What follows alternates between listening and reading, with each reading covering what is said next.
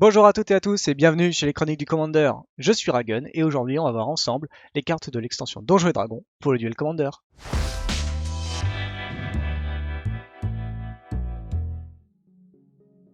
Quand Wizards a annoncé un set Donjons et Dragons, la plupart des gens de la communauté Duel Commander ne s'en sont pas émus. Tous?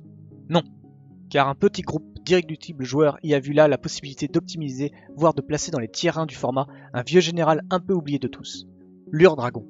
En effet, si la créature possède un coût prohibitif, c'est surtout à l'instar de Markov, Inala et Arabo qu'est la capacité Éminence qui est le plus intéressant.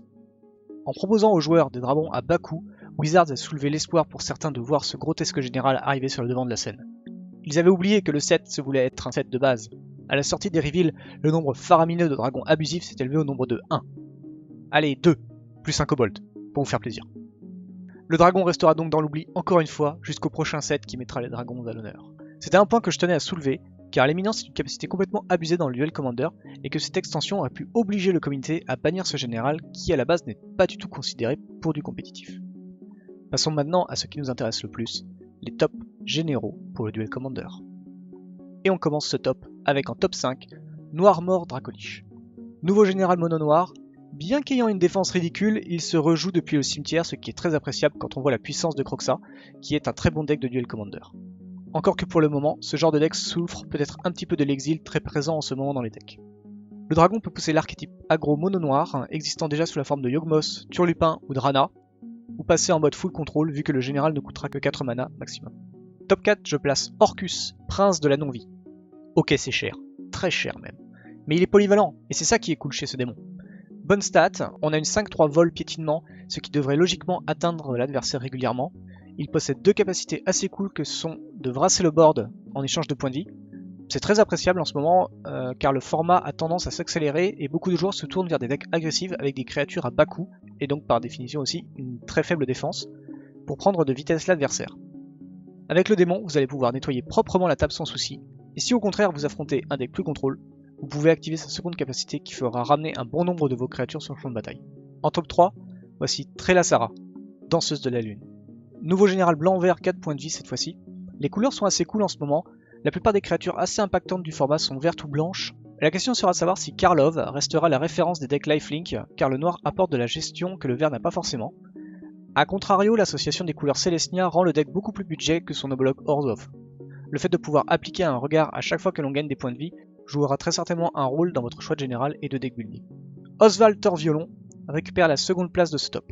Petite 2-2 pour 2, elle peut sembler inoffensive au premier abord, mais c'est en fait une redoutable machine à combo. Plusieurs solutions s'offrent à nous, mais les cartes clés de la réussite de ces combos sont les bracelets de l'illusionniste ou le bâton de mort d'épine. La capacité du bracelet nous permettra de tutoriser 2 artefacts d'un coup, nous permettant via une boucle infinie de tutos avec le chariot de ferraille plus KCI plus gemme de Kalni. On pourra également faire mana infini avec le manteau d'ombre plus metalworker et terminer l'adversaire avec un canon gobelin. La combo avec le bâton est plus longue et permet surtout de tutoriser des réponses adéquates comme un Thundering Titan ou un Réplicant. Il faudra pour cela passer par la machine paradoxale pour régulièrement dégager nos permanents non terrain. Le deck ressemble à un vrai deck sur le papier, j'ai hâte de voir si bien piloté il arrive à se placer sur les hautes tables des tournois et à prendre de vitesse les tiers 1 déjà bien implantés dans le format. Enfin, on termine à la première place avec le non moins célèbre Minsc, rôdeur apprécié et son fidèle Boo, un rongeur qui peut devenir très agressif comme on le voit sur son jeton. Wizard aurait-il réussi à nous proposer enfin un général Naya après tout ce temps? Difficile à dire, mais en tout cas, les stats sont très appréciables pour le format. 3-3 pour 3, il arrive avec une créature supplémentaire et peut booster nos créatures pour l'attaque. On regrettera effectivement que sa capacité ne soit pas réalisable à loisir et lui permettrait d'être un vrai challenger pour le duel. Nous avons encore une fois là un deck à combo qui misera cette fois sur le recteur de l'académie, qui se cure très bien avec Minsc en plus, et de lui donner une force et une endurance de 0 pour aller chercher la renaissance programmée, enchanter puis tuer le hamster pour aller chercher le géant tisseur de faveur et partir ainsi en combo infini. Le deck peut se permettre de rajouter la combo Elliot plus baliste ambulante pour plus de win récursif d'ailleurs. Et pour les plus classiques, vous pourrez opter pour la traditionnelle combo infinie Aluren plus Inus Grimacian et terminer votre adversaire avec un hamster gigantesque. Voilà, mon top des cartes pour le duel est maintenant terminé. J'espère que cette semaine consacrée au top vous a permis de découvrir des nouvelles cartes de l'extension. Comme d'habitude, n'hésitez pas à me faire vos retours en description de la vidéo ou de venir sur notre Discord pour en discuter.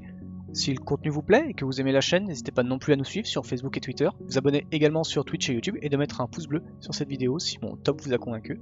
On se retrouvera de nouveau en septembre. avec la très attendue sortie de l'extension consacrée à Innistrad, Chasseur de la Nuit. Je vous souhaite à toutes et à tous une très bonne journée, et je vous dis à bientôt chez les Chroniques du Commander. Bye bye!